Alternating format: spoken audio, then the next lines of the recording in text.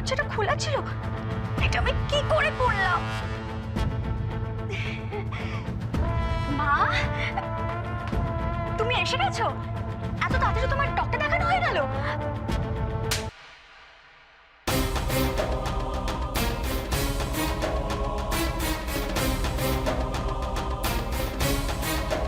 মাসিমা, মাসিমা আমার কথাটা শুনুন। দেখুন, আমি আপনাকে সমস্তটা বুঝিয়ে বলছি। আসলে সব দোষটা বন্যির নয়। আমি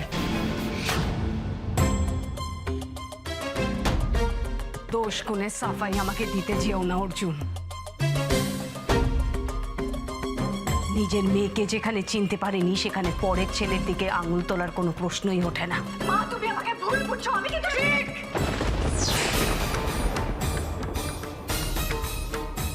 ঠিক বলেছিস তুই।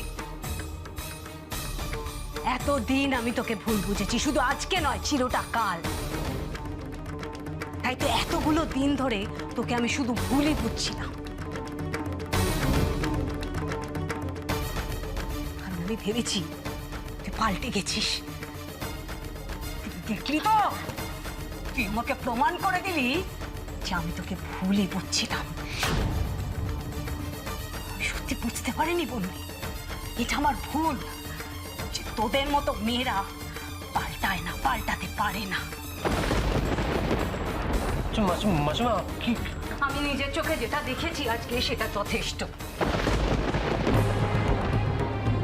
সবটা এখন জলের মতো আমার কাছে পরিষ্কার।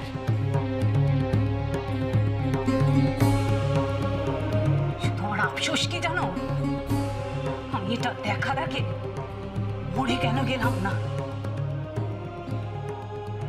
ভগবান আমাদের চোখ দুটো অন্ধ কেন করে দিল? আচ্ছা মাসিমা, আপনি একটু ঠান্ডা হন। আমার কথাটা, আপনার সমস্ত ভরসা ভালোবাসা এই মেয়েটা ভেঙে তছনছ করে দিচ্ছে। প্রতিদিন এই মেয়েটার ফুলের মতো একটা মেয়ের সমস্ত বিশ্বাসকে তুই ভেঙে দিয়েছিস।